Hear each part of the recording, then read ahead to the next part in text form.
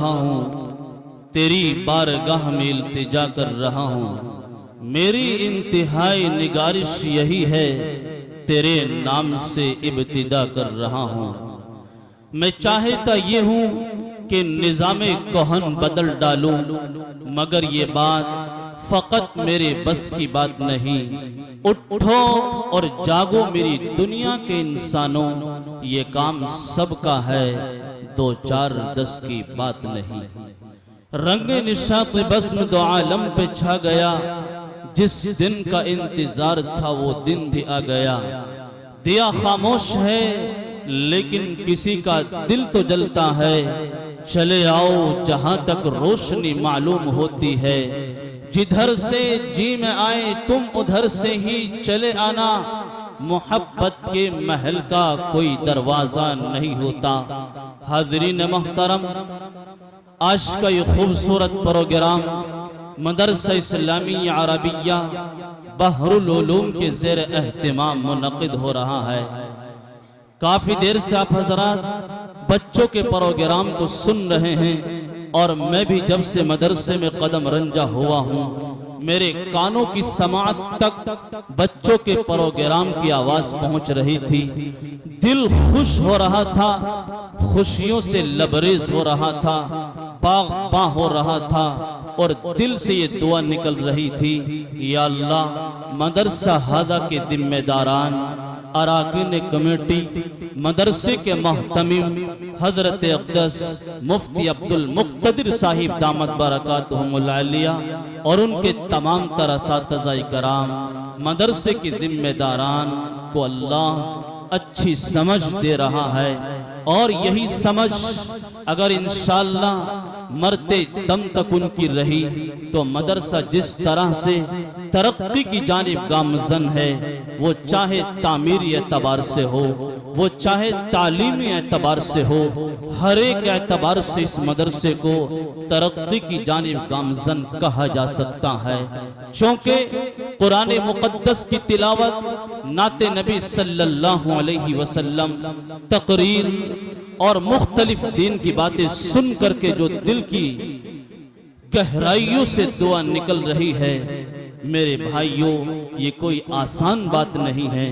واقعی یہ بات محسوس ہو رہی ہے کہ یہ کسی اور کی نہیں، اللہ کے فضل کے بعد ان مدرسے کے ذمہ داران کی محنتیں ہیں جو اس وقت رنگ لا رہی ہے۔ ہم اپنے کانوں سے سن رہے ہیں اور اپنی آنکھوں سے دیکھ رہے ہیں۔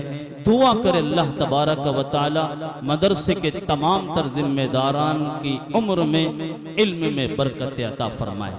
سامعین، یقیناً انتظار کی گھڑیاں بڑی طویل معلوم ہوتی ہے، لمحات انتظار بہت ہی گراں ہوا چاہتے ہیں۔ مشہور مقولہ ہے، الانتظار اشد من الموت، مگر اب بحمداللہ ہمارا اشتیاق و انتظار عرصہ وصل سے ہم آغوش ہے کہ جن مبارک ساعت و لمحات کے ہم بے صبری سے مشتاق و منتظر تھے، وہ اپنی تمام تر رنگینیوں اور جلوہ باریوں سمیت سایہ فگن ہے۔ ایسا کیوں ہے؟ وجہ ظاہر ہے کہ آج کا یہ محترم بشان اجلاس اپنی انفرادی اور امتیازی حیثیت کا حامل ہے۔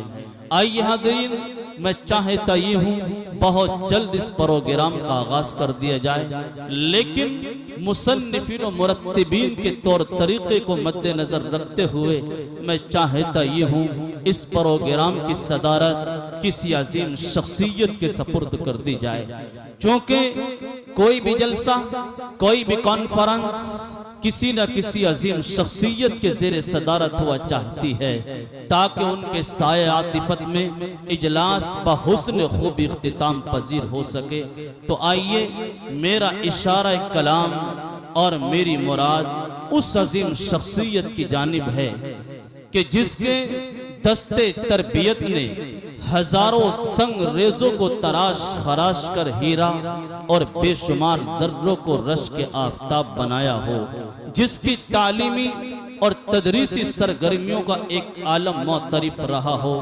میری مراد وہ عظیم شخصیت ازہر ہند دارالعلوم دیوبند کی ایک مشہور و معروف شخصیت ہے، منبع علم و حکمت، سر چشمہ اخلاق و مروت، ذل علم والمرتبت، حضرت اقدس مولانا منیر الدین صاحب دامت برکاتہم العالیہ، استاد فقہ و ادب دارالعلوم دیوبند، خلیفہ حضرت اقدس مولانا پیر ذوالفقار نقشبندی حضرت والا آج کے اس خوبصورت پروگرام کی صدارت فرما رہے ہیں۔ مجھے امید ہے اسٹیج پر جلوہ فروز علماء کرام میں سے کوئی نہ کوئی میری اس تحریک کی تائید فرمائیں گے، چونکہ مناسب ہے کہ سب سے پہلے تحریک صدارت ہو، معاً احباب کی جانب سے تائید صدارت ہو۔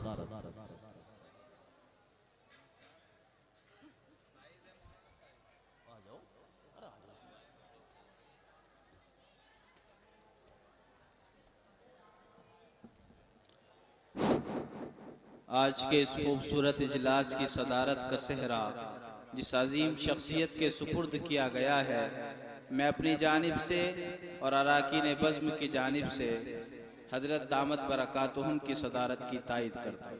چمن کے ہر شگفتہ گل سے جیسے پیار ہے سب کو، سر محفل صدارت آپ کی تسلیم ہے سب کو۔